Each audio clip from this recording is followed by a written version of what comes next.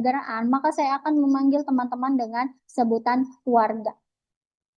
Nah, adakah warga di sini yang tahu apa itu kewarganegaraan yang tidak ada di dalam bahasan ini? Apa kira-kira? Contoh simpel itu juga silahkan diutarakan. Ada yang bisa memberikan pendapatnya? Boleh Bu, saya Bu. Oke, silahkan warga Riki. Jadi kewarganegaraan adalah tergolongnya seseorang ke dalam satu negara, misalnya kewarganegaraan Indonesia atau kewarganegaraan Inggris gitu Bu. Jadi seseorang memiliki status sebagai anggota dari suatu negara. Oke, jadi pada intinya kewarganegaraan itu membahas tentang warga negara mana yang dia duduki gitu ya saat itu gitu. Oke, berarti berkaitan dengan identitas ya. Oke, kita beri applause untuk warga Riki. Oke, kita cukup ya. Ada lagi yang lain, silakan. Para warga 39 orang nih, 38, silakan. Apa yang ada di benak teman-teman ketika berbicara tentang kewarganegaraan?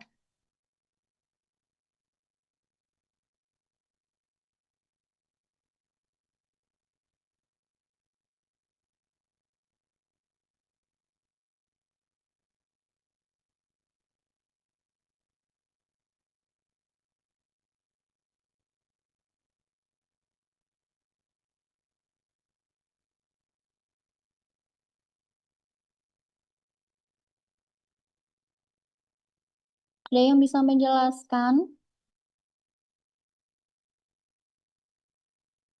Silakan para warga.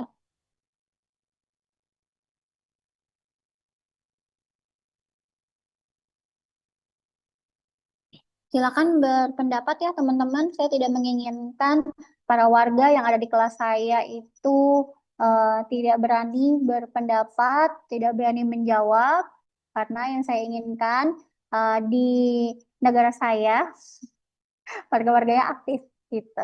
Silakan. Ibu, Ya. menurut saya Mm-mm. kewarganegaraan itu Apa kan nih? berarti ini Bu Aulia, Oh, Aulia Nuriski. Aulia Nuriski. Oke, siap. Silakan.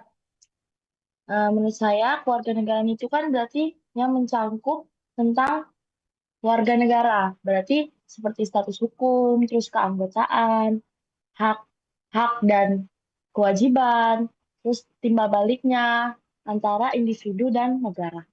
Begitu Bu. Hmm. Terima kasih. Oke, ya. Jadi dari warga Aul nih ya menjelaskan bahwa kewarganegaraan tidak hanya dari posisi si warga ini gitu, identitas si warga ini, status warganya, tapi juga berkaitan dengan hak dan kewajiban. Oke, sesuai dengan subbahasan kita bahwa kewarganegaraan itu merupakan kajian tentang hak dan kewajiban kita sebagai warga negara. Nah, hak itu berkaitan dengan apa? Apa warga Ervan? Hak itu. Iya, Ibu. Ya, hak itu apa? Artinya. Hak itu adalah kewajiban kita sebagai rakyat gitu, Bu. Maksudnya gimana? Ervan? Hak dan kewajiban. Hak dan kewajiban itu Hmm. sebagai warga negara itu kita kan perlu hak dan kewajiban kita sebagai gitu, Bu. Oke, mungkin bisa diperjelas kali gini kali ya Erpan ya. Kalau hak itu sesuatu yang eh, kita dapatkan, ya kan? Iya, Ibu, betul. Nah, Sebagai kalau warga negara ini. ya sebagai warga negara, kalau kewajiban berarti sesuatu yang kita lakukan untuk mendapatkan hak tersebut. Sehingga di dalam kewarganegaraan ya, kajian tentang hak dan kewajiban itu menjadi dasar itu dalam pembahasan kewarganegaraan. Karena kewarganegaraan itu kan berasal dari kata warga negara. Warga negara itu siapa? Kita, ya kan? Nah, mata kuliah kewarganegaraan mengajarkan kita untuk bisa paham sebagai warga negara. Jadi ngewarga negara banget gitu. Supaya kita tuh paham tupoksi kita, tugas, fungsi, dan tugas pokok dan fungsi kita ya sebagai warga negara itu apa? Ya tidak lepas dari hak dan kewajiban, begitu. Selain hak dan kewajiban, kita juga akan mempelajari tentang hakikat pendidikan kewarganegaraan, identitas nasional, integrasi nasional, konstitusi nasional, budaya demokrasi, dan ketahanan nasional juga bela negara. Nah, tugasnya minggu depan adalah teman-teman bisa mencari satu artikel yang berkaitan dengan identitas nasional. Mau itu masalah atau konsep, silahkan. Gitu ya. Dikumpulkan, nanti saya buatkan link Google Drive untuk tugas-tugasnya, karena tugas itu masuk ke dalam evaluasi pembelajaran di negara saya. Gitu ya, itu MK Kewarganegaraan. Gitu ya. Jadi artikelnya silakan dicari, minggu depan kita diskusikan. Tetap ada materi dari saya sebagai pembuka, tapi tidak terlalu lama. Sisanya kita akan adakan diskusi. Jadi harapannya pada pertemuan minggu depan tidak ada lagi para warga yang takut untuk berpendapat atau berbicara, gitu ya. Kita tidak mempermasalahkan masalah benar ataupun salah. Yang kita permasalahkan adalah supaya teman-teman ini bisa berargumentasi dan mempertahankan argumennya, gitu ya. Di setiap mata kuliah itu selalu menginginkan itu, gitu. Capaian pembelajaran lulusan adalah apa ya bahasanya, mencetak generasi yang memiliki pola pikir kritis. Nah, salah satunya itu. Jadi gimana caranya? Ya, dari mata kuliah inilah teman-teman bisa belajar untuk berargumen, belajar untuk berpendapat. Tidak ada penghakiman untuk seseorang yang salah, yang ada adalah diberitahu supaya tidak salah. Gitu ya, teman-teman ya. Oke. Saya berikan ruang seluas-luasnya untuk teman-teman semua. Selanjutnya, di dalam capaian pembelajaran CPMK bisa dilihat di sini ya. Jadi ada menjelaskan konsep, tujuan, dan fungsi ini pada pertemuan 1. Kemudian pertemuan 2 lebih kepada identitas. Pertemuan ketiga, integrasi. Pertemuan keempat, nilai dan norma. Pertemuan kelima, perilaku. Keenam, kewarganegaraan Indonesia sesuai dengan ketentuan Undang-Undang Dasar Negara Republik Indonesia. Ketujuh, harmonisasi kewajiban dan hak warga negara. Kedelapan, hakikat instrumentasi dan praksis demokrasi. Mudahnya adalah kita akan melihat apa yang menjadi hal yang seharusnya dengan yang senyatanya. Jadi berbicara tentang konsep dengan kenyataan yang terjadi di lapangan. Kemudian membangun budaya demokrasi Indonesia, menganalisis dinamika historis, sosial politik, kultural, dalam konteks kontemporer penegakan hukum. Jadi, kita akan menganalisis masalah-masalah penegakan hukum ya dari sudut pandang kontemporer alias terbaru gitu. Melihat masalah penegakan hukum dari sudut pandang yang terbaru. Tidak lagi kita membahas masalah penegakan hukum di tahun 98 sekarang. Sudah terlampau jauh gitu. Sekarang udah 2026 dan masalah-masalah yang dekat dengan kita itu perlu kita bahas supaya kita bisa melek dengan permasalahan sosial. Nah, kenapa harus mengkaitkannya dengan dinamika historis ini, sosial politik dan kultur? Karena masalah penegakan hukum tidak berdiri sendiri. Korupsi yang terjadi hari ini itu sudah dijalankan, sudah dilestarikan jauh sebelum kita lahir. Sehingga pentingnya kita belajar tentang makna historis. Gitu ya, seperti kata pepatah, jangan sekali-sekali merupakan sejarah. Sejarah memang tidak perlu kita ulang, tapi sejarah hanya perlu kita jadikan pembelajaran. Asik, quotes of the day. Nah, jadi itu pentingnya. Lalu kemudian dari segi sosial politik, setiap masalah penegakan hukum pasti punya kepentingan, pastilah ya. Ada pihak-pihak yang memanfaatkan kepentingan itu untuk dijadikan sebuah masalah, gitu. Maka dari itu penting sekali kita melihat dari sudut pandang sosial politik dan kultur. Nah, kultur ya, budaya ya. Kayak misalkan dulu nih ya, menyontek. Jadi sekedar info, teman-teman, kata yang baku itu bukan mencontek tapi menyontek. Kenapa? Karena kata dasarnya adalah sontek, ya, for your information. Jadi yang benar adalah menyontek bukan mencontek karena kata dasarnya sontek. Dia akan lebur. Nah, menyontek, ngomong-ngomong tentang menyontek itu sebenarnya sudah menjadi budaya. Jadi dari satu orang yang melakukan hal-hal seperti itu lama-lama kok nggak ketahuan ya? Nggak ketahuan ya udah lah nggak apa-apa lah nggak ketahuan ini gitu ya. Makanya sekarang itu nyari orang pintar lebih mudah daripada nyari orang yang apa teman-teman? Apa Yang para jujur. warga? Iya, Jujur. yang jujur. Lebih susah nyari orang yang jujur. Maka dari itu, di mata kuliah ini, Ibu memberikan kepercayaan penuh pada teman-teman untuk jujur dalam mengerjakan setiap tugas. Gitu ya. Lanjut. Dinamika, mengevaluasi dinamika historis dan urgensi wawasan Nusantara.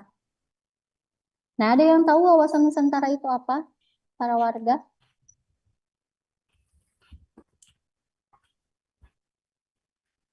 Silakan berargumen.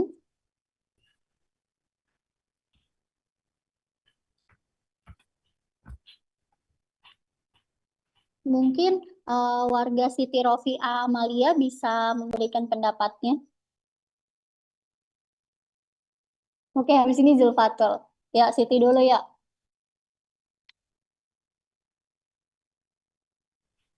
Baik Ibu, izin menjawab. Jadi wawasan Nusantara itu bagaimana? Cara pandang cara pandang seseorang terhadap wilayah atau pulau gitu, Bu. Ya, cara pandang Ya, masyarakat cara pandang seseorang. seseorang terhadap satu pulau. Ya, gitu. Oke, terima kasih warga Siti sudah menjelaskan. Lanjut ke Zulfatul Azkia. Ya, izin menjawab ya Ibu. Kalau menurut saya wawasan Nusantara itu kan bisa dilihat dari kata wawasan. Wawasan itu berarti pengetahuan gitu. Kalau Nusantara itu kayak seperti eh, kedaerahan atau kepulauan gitu. Cukup Ibu.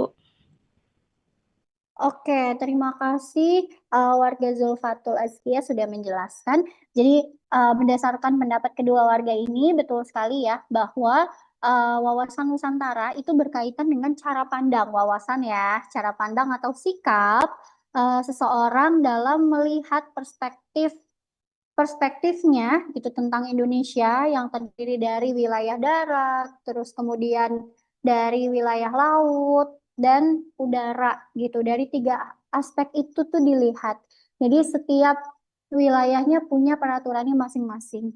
Contohnya kalau wilayah laut ya berarti ada zona ekonomi eksklusif gitu yang membahas tentang eh, per apa ya pemisahan ya pemisahan batas pulau untuk dilewati oleh kapal seperti itu. Karena kalau melewati itu bisa apa langsung ditembak gitu kan kapalnya supaya tidak lanjut ke Indonesia. Nah, itu contoh dari wawasan Nusantara. Kemudian ada lagi menganalisis dinamika historis dan urgensi peran Indonesia. Biasanya dalam kegiatan pemilu ya teman-teman. Kemudian ada urgensi dan tantangan ketahanan nasional dan yang terakhir menganalisis urgensi, tantangan dan peran warga negara dalam bela negara. Mungkin ada para warga yang bisa menjelaskan contoh dari bela negara itu seperti apa? Izin menjawab, Bu. Iya, silakan. Silakan Bela Ibu nega- Jihan. bela negara itu ada dalam bentuk fisik dan non fisik. Kalau fisiknya itu kayak TNI, polisi gitu. Kalau non fisiknya itu kita belajar untuk mencerdaskan bangsa gitu, Bu. Makasih. Oke, berarti bela negara itu dibagi menjadi dua ya menurut Jihan ya, ke fisik dan non fisik. Oke, ada lagi jawaban lain?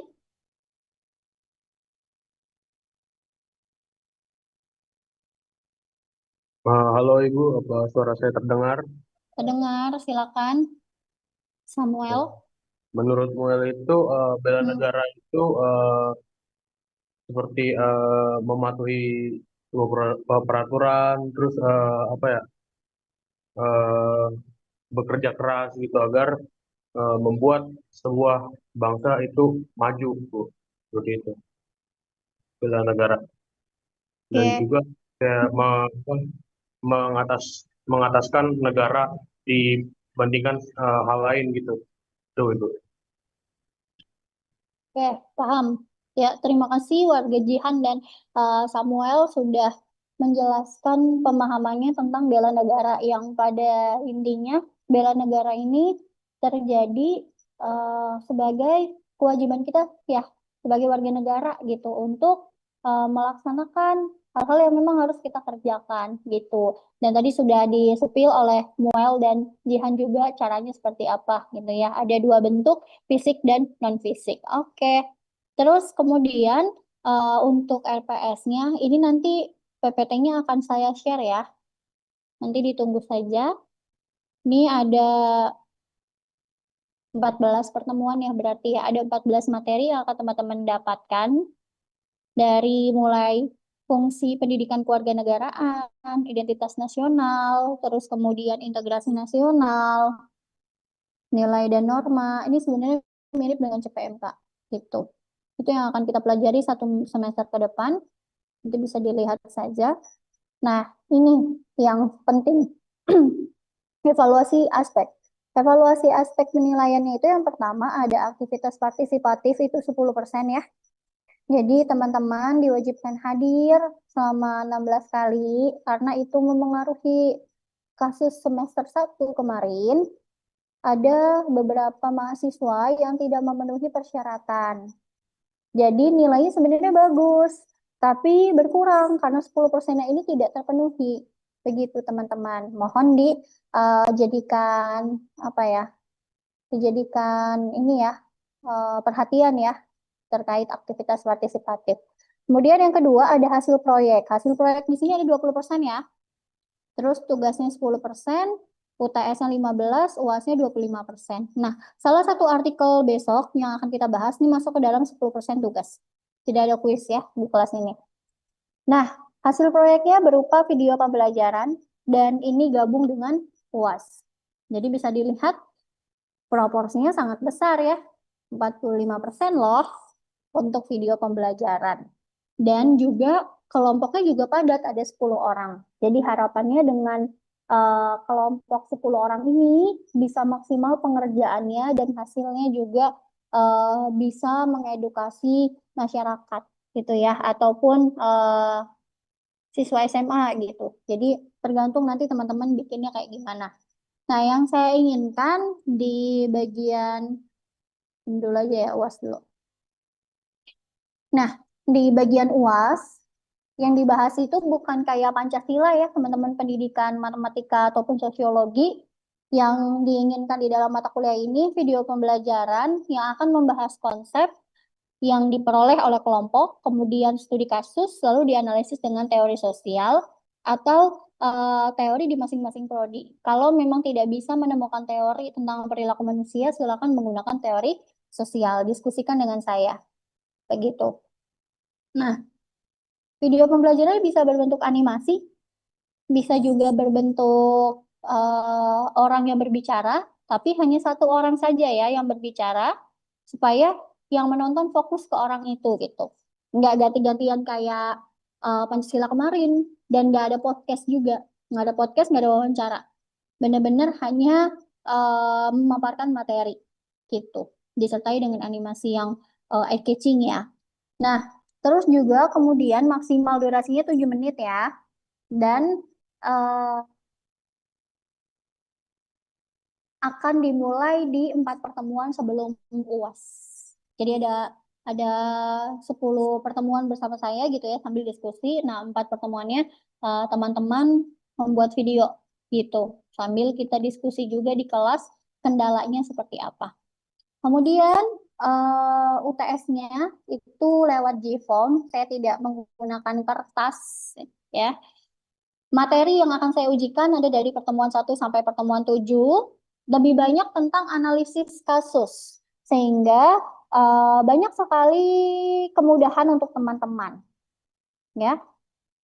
Karena sifatnya juga tidak perlu ke kampus, ya, emang online deh yang ini ya, nggak tidak perlu ke kampus, terus juga tidak ada Zoom meeting, jadi teman-teman dibebaskan di pertemuan ke-8 untuk tidak ada pertemuan apapun gitu ya. Silakan mengerjakan di Gform soal-soal yang saya berikan. Ada maksimal jamnya, nanti akan saya tentukan. Nah, teman-teman, mudah sekali teman-teman bisa menggunakan AI. ChatGPT, Blackbox AI, Perplexity, dan lain sebagainya. Tapi saya harap, kembali lagi ke poin awal gitu ya, menjadi orang jujur itu sulit, ya. Silahkan teman-teman mau coba yang mana, itu pilihan teman-teman, tapi saya memberikan kepercayaan yang penuh kepada teman-teman 100% ya untuk pengerjaan UTS ini. Semoga tidak dikecewakan itu. Dan harus ada kata kunci dari PPT-PPT yang saya buat di dalam setiap soal. Kalau tidak ada kata kunci itu, berarti sudah pasti itu menyontek dari AI atau tidak memperhatikan saya saat menjelaskan. Begitu, hanya itu dua kemungkinannya. Kemudian ke kontrak perkuliahan. Ini bisa kita diskusikan sehabis ini. Wajib hadir di Zoom maksimal 15 menit setelah jam perkuliahan dimulai. Jadi ketika saya mengirimkan link, itu saya biasanya menunggu dulu nih mahasiswa untuk join selama 10 menit sampai 15 menit. Yang kedua, bagi yang online-online aja, ini kita on cam ya untuk sekarang. Kenapa? Karena selama 16 semester, udah ngantuk nih.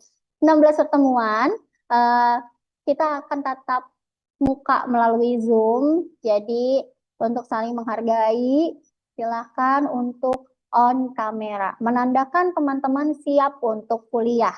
Saya tahu nih alasannya kenapa milih online, supaya bisa rebahan. Nono rebahan ya. Oke. Terus yang ketiga, wajib berkontribusi dan berperan aktif dalam tugas kuliah atau tugas kelompok.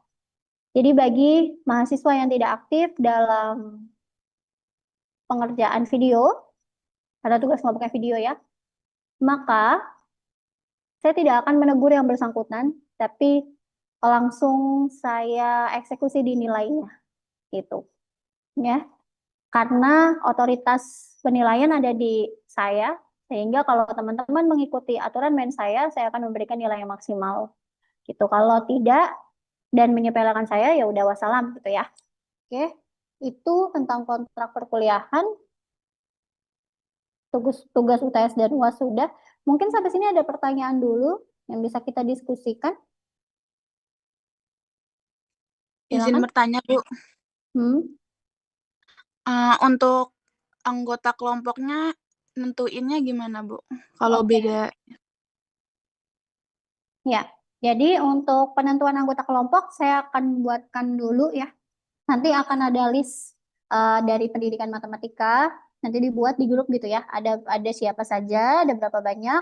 Yang saya inginkan adalah pembuatan kelompok itu sesuai dengan kriteria yang sudah saya tentukan. Semua prodi ada di dalam satu kelompok besar itu.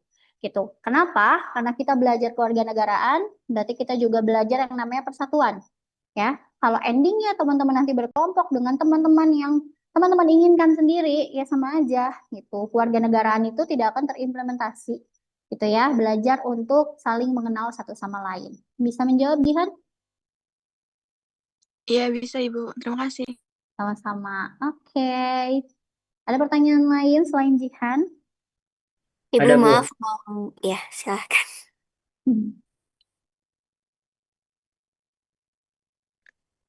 Siapa dulu, Bu?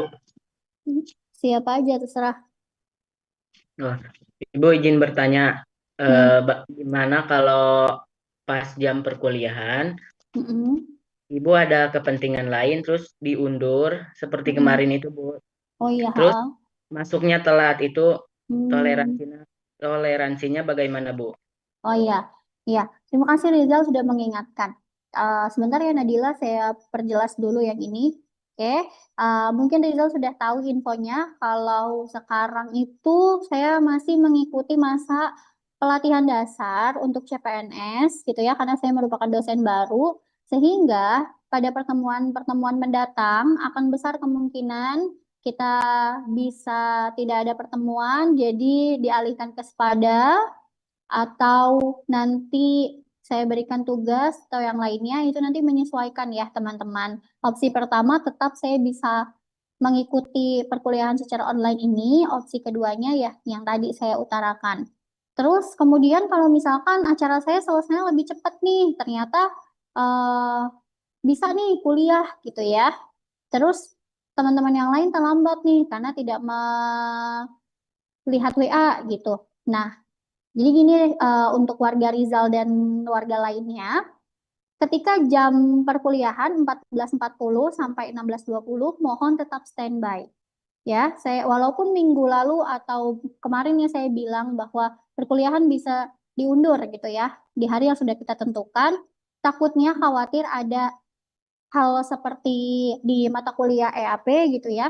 Jadi harus ternyata bisa akhirnya harus kuliah dan ada yang tidak sempat mengikuti gitu. Kalau EAP kan ada opsi lain gitu ya Rizal dan teman-teman yang join di kelas B kemarin tetap saya absen gitu. Karena ada 2 kelas, tapi kalau ini kan kemungkinan kelas terakhir ya. Jadi tidak ada pilihan lagi, nggak mungkin ikut kelas di hari Sabtu gitu kan. Jadi harapannya teman-teman tetap standby ya di jam 14.40 sampai 16.20. Begitu Rizal, mungkin menjawab? Iya Ibu, terima kasih. Ya, oke. Silakan Nadila. Oke, mau bertanya terkait tugas yang tadi ya Bu, kita kayak mencari satu artikel yang berkaitan dengan kewarganegaraan atau gimana Bu? Oh, artikelnya terkait tentang identitas nasional Nadila. Identitas nasional. Nah, untuk warga yang lain juga tolong didengarkan artikel untuk minggu depan identitas nasional, gitu ya. Terima kasih Bu. Iya, sama-sama. Ya, Nadila filternya lucu banget. Nah, ada lagi pertanyaan yang lain? Izin bertanya Ibu, Ya, silakan warga Erpan. mungkin beberapa orang ada jadwal mata kuliah yang bentrok gitu Ibu, sama mata kuliah jurusan ataupun yang lainnya. Itu mungkin ada keringanan atau gimana Ibu? Terima kasih. Oh gitu, siapa yang bentrok Erpan? Soalnya mata kuliah itu kan, mata kuliah universitas kan ada apa ya? Eh, Siapa tahu yang bentrok gitu Bu dengan mata kuliah jurusan. Soalnya ada beberapa Erpan juga yang bentrok.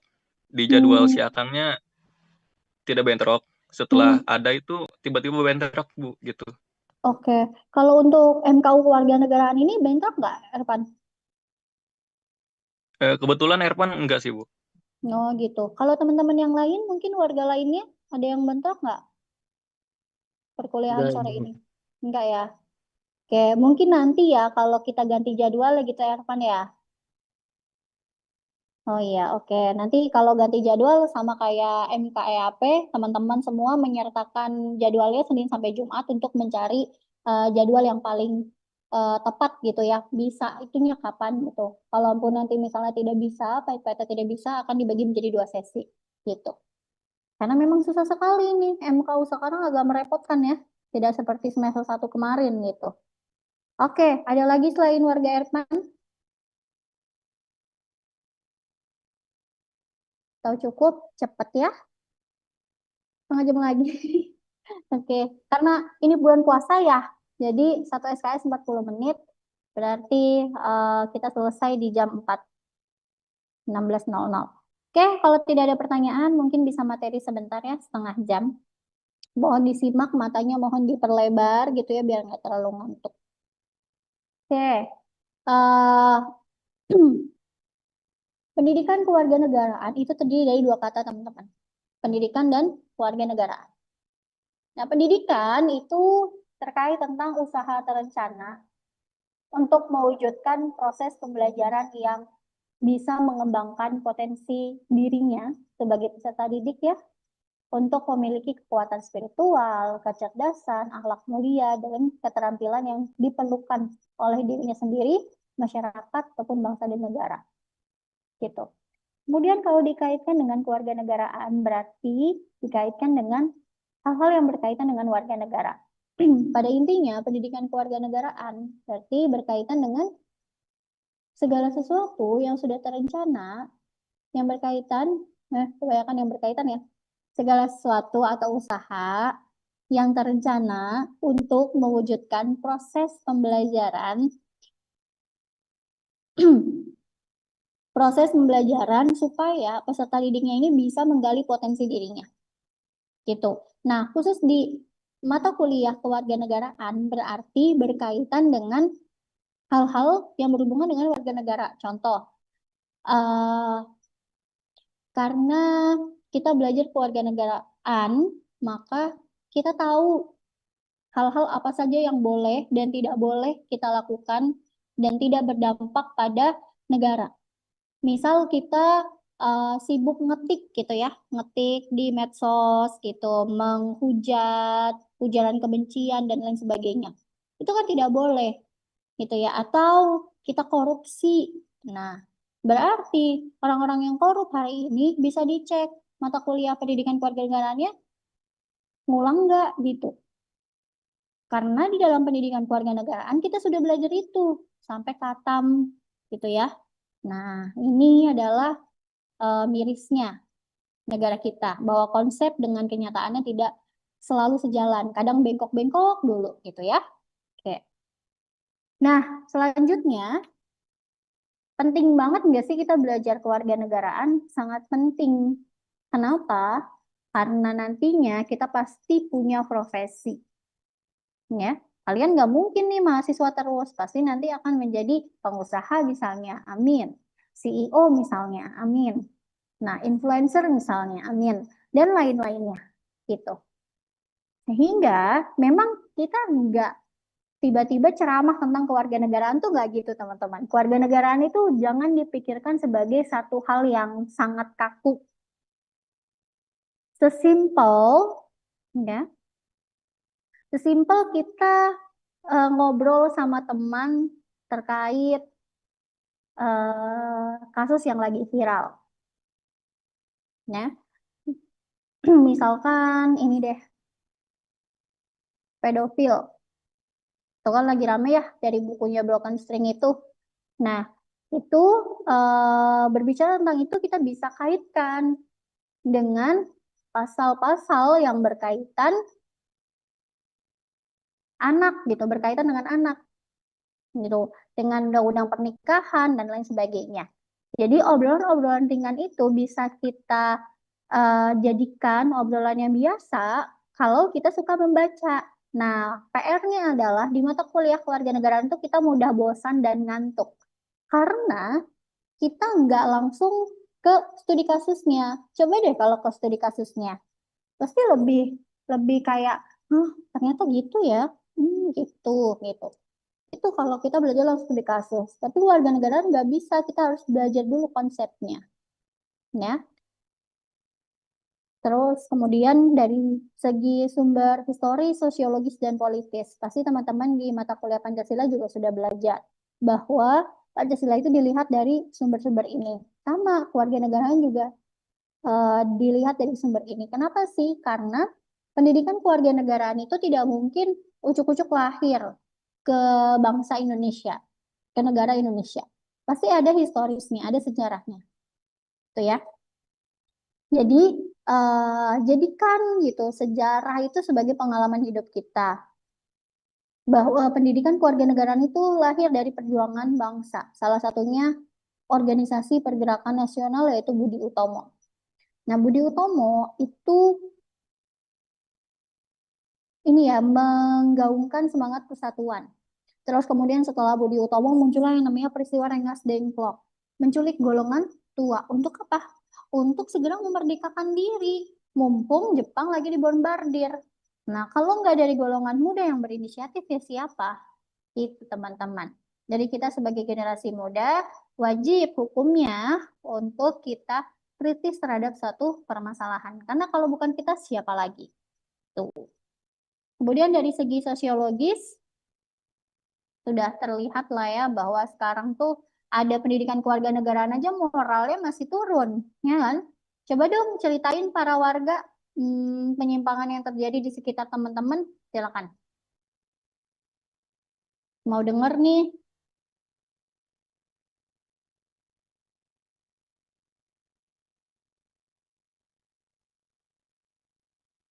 Ibu izin menceritakan boleh Ibu? Oke, silakan.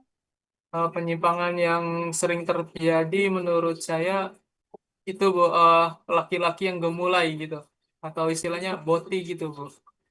Jadi kalau dalam sosial itu kan cowok-cowok kayak gini itu kan suatu penyimpangan gitu ya. Dan itu membuat risih gitu Bu. Terkadang mereka juga melakukan pelecehan ke cowok-cowok yang benar gitu Bu. Salah satu contohnya itu kemarin saya lihat tentang ojol yang penumpangnya boti gitu Bu. Dia yang mepet-mepet terus gitu kan risih gitu ya Bu ya. Oh iya iya iya. Ataupun si ojolnya dilecehin sama si boti ini gitu Bu. Oke, terima kasih Bu. Oke, iya. Iya betul ya. Jadi masalah kayak gitu tuh malah dinormalisasiin sekarang. Kenapa? Karena juga banyak loh konten-konten yang seperti itu gitu. Bahkan terang-terangan ada di medsos itu ya, terang-terangan live TikTok gitu dengan suaminya gitu ya, yang sesama jenis mungkin.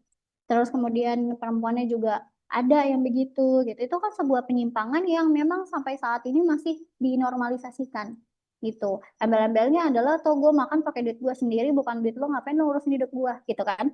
Nah, sebenarnya orang-orang seperti ini itu berada di jalan yang salah ya, tapi lagi-lagi ketika kita memberi nasihat, kita yang disangka nabi gitu kan. Kita yang disangka apa ya? Tuhan gitu, padahal ingin mengajak mereka pada jalan yang lurus gitu ya. Nah, memang kalau sudah memasuki ranah orientasi seksual ya teman-teman itu sangat privat. Jadi hal yang memang tidak bisa diurusi oleh banyak orang. Padahal itu masalah bersama karena itu kaitannya dengan penyakit ya. Gitu. Nah, pendidikan kewarganegaraan ini sebenarnya hadir untuk memperbaiki moral-moral yang seperti itu. Namun lagi-lagi ya kembali lagi kepada pribadinya masing-masing. Itu kita ceramain kewarganegaraan dari masalah ini sampai masalah ono gitu yang nggak akan mau dengerin kalau nggak dari mereka sendiri yang bertindak gitu. Dari mereka sendiri yang memutuskan untuk selesai tidak melakukan hal-hal seperti itu. Oke, terima kasih warga Riki sudah memberikan pengalamannya. Maksudnya pengalaman yang ditonton ya. Kemudian lanjut ke politis.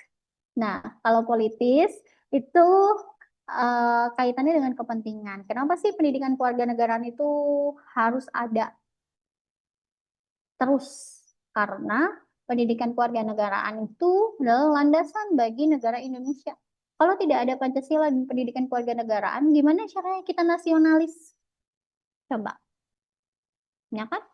Gimana caranya kita cinta sama bangsa kita sendiri? Seharusnya sudah makin banyak dong yang apa namanya hashtag kabur aja dulu gitu. Endingnya mereka kabur nggak? Enggak kan? Walaupun memang mungkin karena faktor X ya, faktor ekonominya kurang dan lain sebagainya gitu, keterampilan kerjanya kurang dan lain-lainnya itu. Tapi kasus hashtag kabur aja dulu sebenarnya pengingat bagi kita untuk terus mencintai negara kita gitu ya, karena sudah banyak orang-orang yang tidak peduli gitu. Memang kalau masih menjadi seperti kita ya, seperti ya sebagai mahasiswa pada umumnya gitu kan ya, tidak banyak yang bisa kita lakukan untuk negara, skupnya negara gitu. Tapi karena negara itu terdiri dari masyarakat, atau komunitas, kita bisa eh, berkorban atau melakukan bela negara dengan cara melakukan pengabdian masyarakat melalui ormawa, atau kita menang lomba gitu ya, membuat alat dan lain sebagainya. itu adalah bagian dari penerapan pendidikan kewarganegaraan gitu. Jadi tidak hanya sebatas menjadi warga negara yang baik dengan cara bela negara, harus mengorbankan diri untuk negara, nggak gitu. Bela negara versi sekarang ya warga, itu lebih kepada kita bermanfaat untuk orang lain. Sesimpel itu, that simple ya. Jadi kita tidak bisa berbicara tentang hal yang besar kalau kita tidak melakukan action dari hal yang terkecil. Anjay. Maaf. Terus lanjut dinamika dan tantangan. Nah, dinamika dan tantangan itu bisa kita lihat dari berbagai macam periode. Ya. Periodenya dari 45. Startnya dari Indonesia Merdeka. Nggak mungkin dari masa penjajahan ya, itu terlalu jauh. Dari Indonesia Merdeka sebagai newborn, ya, bayi baru, maka tantangannya adalah membentuk bayi itu, gitu ya, warga negara itu untuk punya sifat patriotik dan nasionalis. Gimana caranya warga itu bisa cinta sama negaranya? Gitu. Tahun 45 sampai 49. Lanjut, dari 49 sampai 50 sudah masuk ke dalam bentuk negara federal alias negara yang terpisah-pisah ya teman-teman ya. Jadi negaranya tetap Indonesia, tapi wilayahnya terbagi menjadi beberapa bagian. Itu menjadi tantangan untuk bersatu. Lanjut, 50-59. Demokrasinya liberal, bebas. Jadi kabinet sering gonta-ganti. Sampai susah kita ngapalinnya. Lanjut, 59 sampai 66. Kekuasaan sudah mulai didominasi oleh eksekutif alias presiden sudah mulai pegang andil yang banyak di dalam sebuah negara. Lanjut lagi, 1966 sampai 98.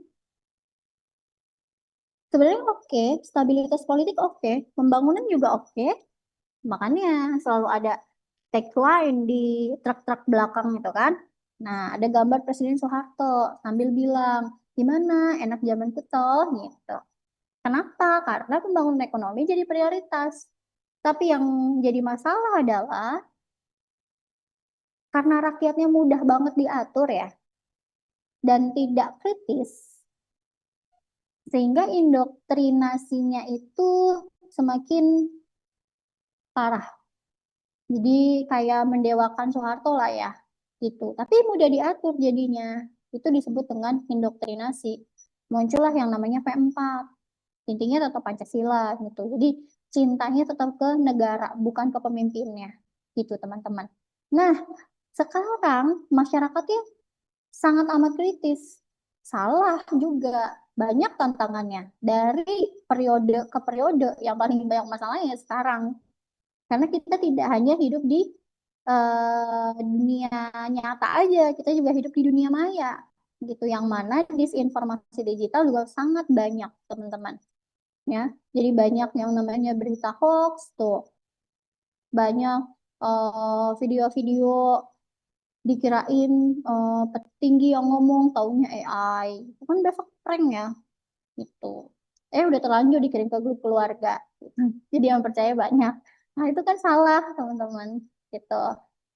Terus kemudian bisa jadi ada perilaku radikal ya, karena menurut beberapa pihak gitu atau organisasi itu salah, sehingga mereka melakukan gerakan radikal dengan misalnya menembaki gitu ya orang-orang yang eh, apa ya, orang-orang yang dia tuh tidak mendukung kegiatan organisasi itu gitu misalkan. Jadi semakin keras lah ancamannya. Tuh, kadang juga kan masih sering kita lihat ya di berita penembakan orang tidak dikenal. Nah, yang begitu tuh yang serem-serem gitu di era sekarang. Tuh ya, gitu ya. Terus kemudian juga penguatan HAM itu juga belum belum sepenuhnya oke karena masih sampai detik ini masih ada yang namanya aksi Kamisan.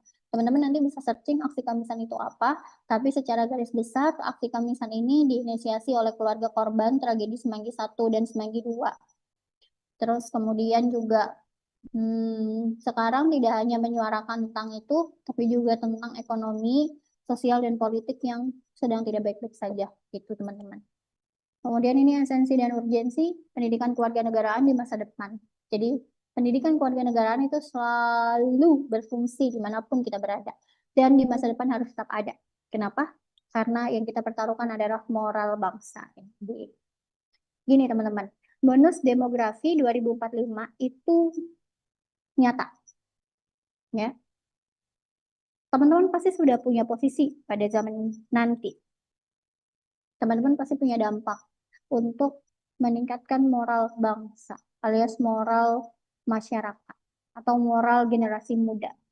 Semoga harapan kita semua ya, moral masyarakatnya itu tidak lagi carut-marut seperti hari ini. Ya, tidak lagi banyak orang yang mengakhiri hidupnya karena ekonominya rendah. Tidak ada lagi orang-orang yang menjadi korban dari pelecehan, pembulian, pembunuhan, pemerkosaan, dan lain sebagainya.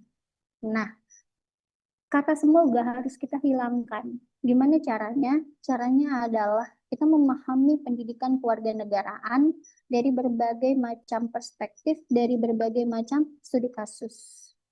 Gitu ya. Sehingga ketika kita nanti sudah memiliki profesi, kita bekerja sebagai apa, kita tetap menjadi orang yang jujur, orang yang memanusiakan manusia, itu intinya.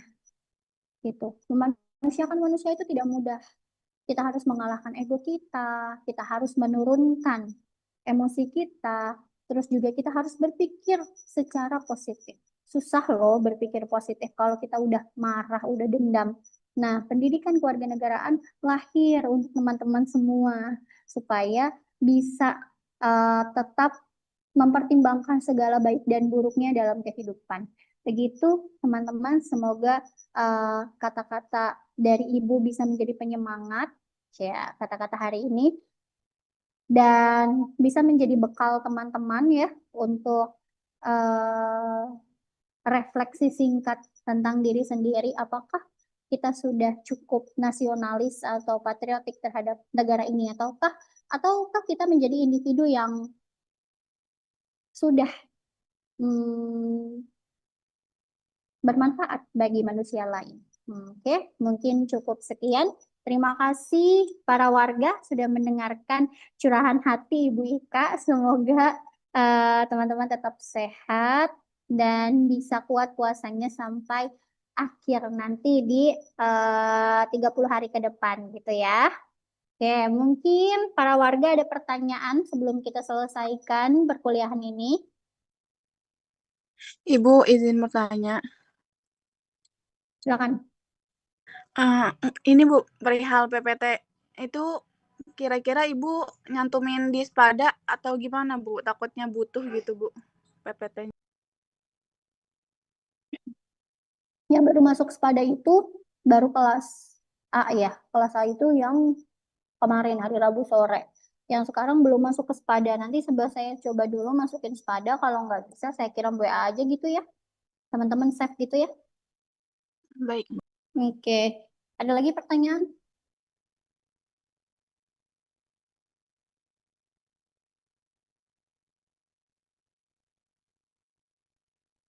Mengenai tugas sudah paham ya minggu depan ya? Ada artikelnya boleh berbahasa Inggris juga boleh. Yang penting membahas tentang identitas nasional. Gitu. Oke. Mungkin sebelum selesai kita foto bersama dulu ya untuk laporan MKU Ibu. Bentar. Caranya gimana ya? Galeri. Ternyata nggak bisa semua ya. Oke, ya udah di slide 1 dulu. Yuk. 1, 2. Ada yang belum on cam nih, on cam dulu. Ijlal, Intan, Kevin, Insan, Fakhri. Ini besok pertemuan minggu depan kalau tiba-tiba mati ya kameranya. Ini ya pengurangan nilai ya teman-teman ya. Karena teman-teman sudah memilih untuk kelas online berarti udah siap untuk kuliah online. Oke, Kevin, Fakhri, Adnan, Yuk, on cam dulu.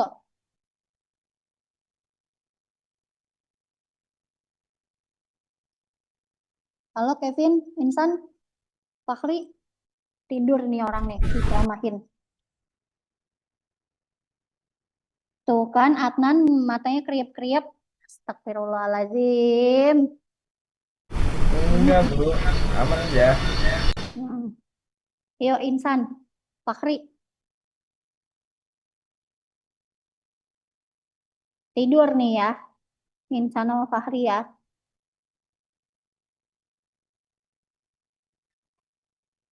Oke, slide pertama dulu, senyum dulu semua. 1, 2, 3. Oke, lanjut slide kedua. Oke, Insan sama Fahri bener-bener ya, nggak dengerin ya. Oke, terima kasih teman-teman. Sampai bertemu lagi. Sehat-sehat selalu. Assalamualaikum warahmatullahi wabarakatuh. Waalaikumsalam warahmatullahi wabarakatuh. Terima kasih. Terima kasih, Ibu. Waalaikumsalam warahmatullahi wabarakatuh. Terima kasih, Bu. Ya. Bye.